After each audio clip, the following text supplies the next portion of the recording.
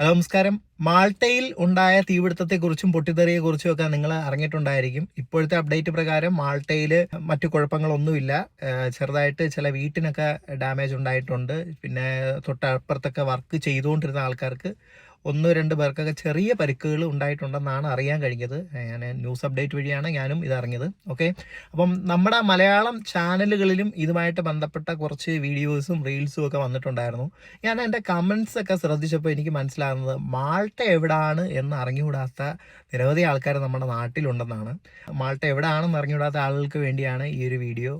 Malta എന്ന് പറയുന്നത് നിങ്ങൾക്ക് അറിയാവുന്ന പോലെ തന്നെ യൂറോപ്യൻ യൂണിയനിൽപ്പെട്ട ഒരു രാജ്യമാണ്. അതേപോലെ തന്നെ ഷെങ്കൻ രാജ്യവുമാണ് മാൾട്ട.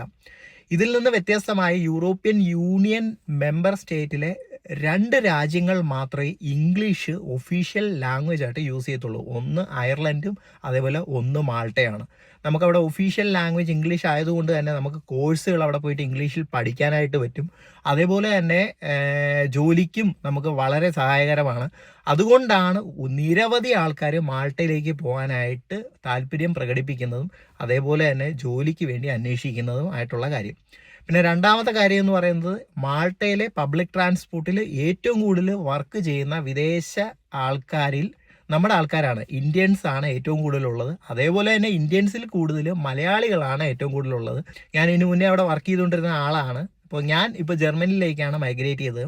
അപ്പോൾ മറ്റു രാജ്യങ്ങളിലേക്ക് മൈഗ്രേറ്റ് ചെയ്യാനും അതേപോലെ തന്നെ ഈ ഇംഗ്ലീഷ് ആയതുകൊണ്ട് തന്നെ ജോലി അന്വേഷിക്കാനും ജോലി കണ്ടുപിടിക്കാനും ഒക്കെ കുറച്ചുകൂടെ മറ്റ് രാജ്യങ്ങളെ അപേക്ഷിച്ച് കുറച്ചുകൂടെ ഈസി ആയിട്ടുള്ള ഒരു രാജ്യമാണ് മാൾട്ട. പഠനവുമായി ബന്ധപ്പെട്ട കാര്യങ്ങൾ പറയുകയാണെങ്കിൽ മാൾട്ടയിൽ നിരവധി കോഴ്സുകളുണ്ട്. നഴ്സിംഗ് കോഴ്സ് പോലുള്ള സംഭവങ്ങളുണ്ട്. നിങ്ങൾക്ക് ഒരു യൂറോപ്യൻ രാജ്യത്ത് പോയി പഠിക്കണം എന്നുണ്ടെങ്കിൽ, ബെറ്റർ ആയിട്ടുള്ള ഒരു ചിലവ് കുറഞ്ഞ രീതിയിൽ പഠിക്കണം എന്നുണ്ടെങ്കിൽ ഒരു ഇംഗ്ലീഷ് സ്പീക്കിംഗ് കൺട്രി ആയിട്ടുള്ള മാൾട്ടയെ തിരഞ്ഞെടുക്കുന്നത് വളരെ നന്നായിരിക്കും. കാരണം UK അതേപോലെ തന്നെ അയർലൻഡ് പോലുള്ള മറ്റ് ഇംഗ്ലീഷ്യൻ സ്പീക്കിംഗ് രാജ്യങ്ങൾ അവിടുത്തെ ക്വാളിഫിക്കേഷൻസും അതേപോലെ യൂറോപ്യൻ യൂണിയനിൽ അംഗത്തുള്ള രാജ്യമായതുകൊണ്ട് മറ്റ് രാജ്യങ്ങൾ അവിടുത്തെ ഈ കോഴ്സുകൾ അംഗീകരിക്കുന്നതാണ്. അതേപോലെ തന്നെ ഇപ്പോൾ നിങ്ങളൊരു നേഴ്സിംഗ് കോഴ്സ് പാസ്സായിരിക്കുന്ന ഒരാളാണെങ്കിൽ, മാൾട്ടയിൽ പഠിച്ച് പാസ്സായിരിക്കുന്ന ഒരാളാണെങ്കിൽ നിങ്ങൾക്ക് IELTS അല്ലെങ്കിൽ OET ഒന്നും എഴുതി നിങ്ങളുടെ ഇംഗ്ലീഷ് പ്രാവീണ്യം തെളിയിക്കാതെ തന്നെ ഇംഗ്ലീഷ് സ്പീക്കിംഗ് കൺട്രീസിലേക്ക് ആ ഒരു ക്വാളിഫിക്കേഷൻ കൊണ്ട് തന്നെ നിങ്ങൾക്ക് പോകാനായിട്ടും ജോലി ചെയ്യാനായിട്ടും സാധിക്കുന്നതാണ്. അത് വലിയൊരു അഡ്വാൻറ്റേജ് ആണ്. പല ആളുകൾക്കും അറിഞ്ഞിടാത്ത ഒരു കാര്യമാണ്. അപ്പോൾ നിങ്ങളൊരു കോഴ്സ് നോക്കുന്ന ഒരാളാണ്, അല്ലെങ്കിൽ യൂറോപ്യൻ രാജ്യത്തേക്ക് പോയി പഠിക്കാനായിട്ട് നോക്കുന്ന ഒരാളാണെങ്കിൽ മാൾട്ട തിരഞ്ഞെടുക്കാൻ നല്ല രാജ്യമാണ്. പഠിക്കാനായിട്ട് നല്ലൊരു രാജ്യമാണ്. അതേപോലെ അതിനുശേഷം ജോലി അന്വേഷിക്കാനായിട്ട് നല്ല രാജ്യമാണ്. അപ്പോൾ ഇതുമായിട്ട് ബന്ധപ്പെട്ട കോഴ്സിൻ്റെ ഇൻഫർമേഷൻ ആയാലും അല്ലെങ്കിൽ മാൾട്ടയിലെ ഇൻഫർമേഷൻ